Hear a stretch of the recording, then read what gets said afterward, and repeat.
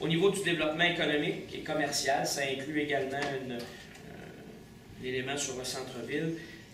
D'abord, je pense qu'il faut maintenir l'action efficace, dynamique de la Société de développement économique, en priorisant des éléments bien précis. Donc, d'une part, le développement et le recrutement de la main-d'œuvre.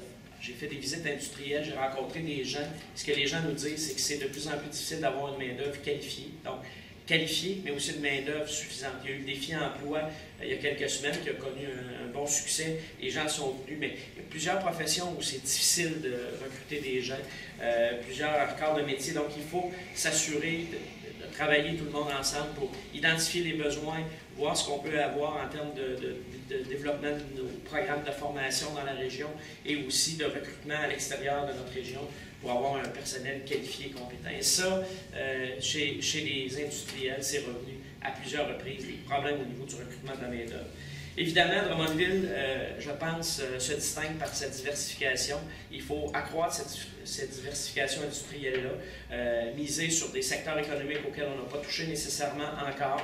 Donc, pour continuer notre développement, je pense qu'il faudra réserver une place importante à l'économie verte aussi. Il y a toute une filière d'économie qui se développe de ce côté-là. Il faut être présent, ça débute. Donc, il faut être très présent, il faut soutenir les entrepreneurs à ce niveau-là et en attirer des nouveaux dans notre région.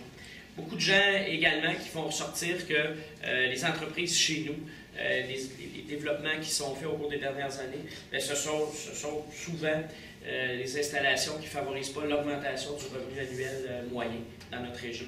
Donc, évidemment, on va développer, on va continuer de développer, mais si c'est possible pour la SDED de prioriser les entreprises qui vont permettre d'augmenter le revenu annuel moyen de nos citoyens, je pense que ça va être important. L'arrivée de l'université va y contribuer de façon importante. Et c'est pas que nécessairement que les employeurs chez nous ne payent pas bien leurs gens. Je pense qu'ils respectent leur marché, dans le marché dans lequel ils sont, mais on sait qu'il y a des marchés qui sont plus favorables que d'autres. Alors à ce niveau-là, je pense qu'on devra avoir vraiment une préoccupation importante.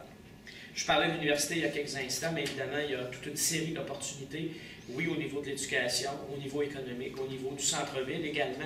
Il y a toute une série d'opportunités qu'il faudra être prêt à saisir en 2015. Et pour ça, il ne faudra pas attendre en 2015 pour dire « Ah, l'université vient d'arriver, c'est le fun, ça crée de l'activité économique. » Il faut être prêt dès le début, il faut mettre des choses en place. Il faut s'assurer qu'on va être prêt à accueillir l'université, que ce soit au niveau de la circulation, que ce soit au niveau commercial, à tous les égards, qu'on soit prêt à accueillir cet élément-là. C'est pour moi le moteur le plus important de développement que Drummondville n'a jamais connu. Ça arrive en 2015. On ne connaît pas la limite, on ne sait pas jusqu'où ça peut aller, donc il va falloir vraiment profiter de ça. Par ailleurs, le centre-ville, on en a beaucoup parlé, je m'en suis fait beaucoup parler. J'ai installé mon local électoral en plein centre-ville. C'est qu'il y avait pour moi une préoccupation qui est partagée par beaucoup de gens. Malheureusement, souvent, ce que je perçois, c'est qu'il y a une opposition chez les gens entre le développement de la vitrine, par exemple, près de la Vin, et le rayonnement du centre-ville. Pour moi, ce sont des éléments différents. Au centre-ville, ce que les gens souhaitent, je pense, qui est différent du centre-ville. On ne vient pas ici pour des grandes surfaces, on vient au centre-ville pour vivre une expérience. Alors, il faut travailler dans ce sens-là. Il faut que les gens viennent au centre-ville parce qu'ils sont bien, parce qu'il y a des commerces intéressants, des commerces qu'ils ne retrouvent pas ailleurs. Et ça, pour moi, c'est important qu'on s'y penche rapidement. J'ai un magnifique local, mais c'est pas normal que j'ai pu avoir accès à un aussi beau local au centre-ville, à un arrêt. C'est magnifique l'endroit.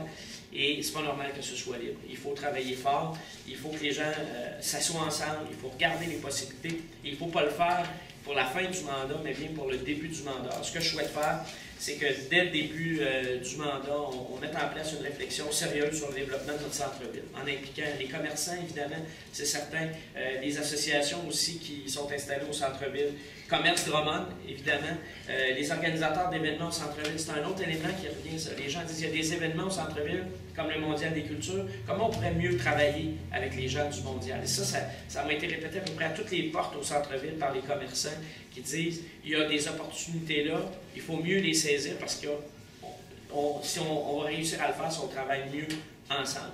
Alors, on va favoriser cette concertation-là. Évidemment, la population va être invitée également à apporter des éléments à cette réflexion-là. Et ce que je souhaite, c'est qu'avant même l'été prochain, donc avant le 30 juin 2014, non pas que le comité aurait terminé de réfléchir, mais a déjà lancé des pistes vers quoi on pourrait aller, ce qu'on pourrait faire, parce que si on réfléchit pendant 4 ans, il n'y aura rien de concret. Alors, je veux des pistes concrètes, je les veux rapidement, et j'entends m'impliquer personnellement dans ce dossier-là pour le faire avancer rapidement, mais concrètement. Et finalement, on en a entendu parler beaucoup, et évidemment, je partage tout ce qui a été soulevé par différentes personnes qui se présentent, soit comme conseillers et conseillères ici au centre-ville, l'importance de mettre en valeur les espaces verts du centre-ville, particulièrement quand on parle de tout ce qui se retrouve en bordure de la rivière Saint-François, des deux côtés de la rivière. Donc, il y a déjà des projets pour le parc Audiat. Il faut voir comment on va développer ailleurs. Il y a des questions de sécurité également qui pourraient se poser. Si on pense par exemple à l'aménagement de la rive de la Saint-François du côté Saint-Charles entre les deux ponts, c'est un endroit où il y a beaucoup de circulation, probablement, je dirais, pas probablement, mais assurément indésirable.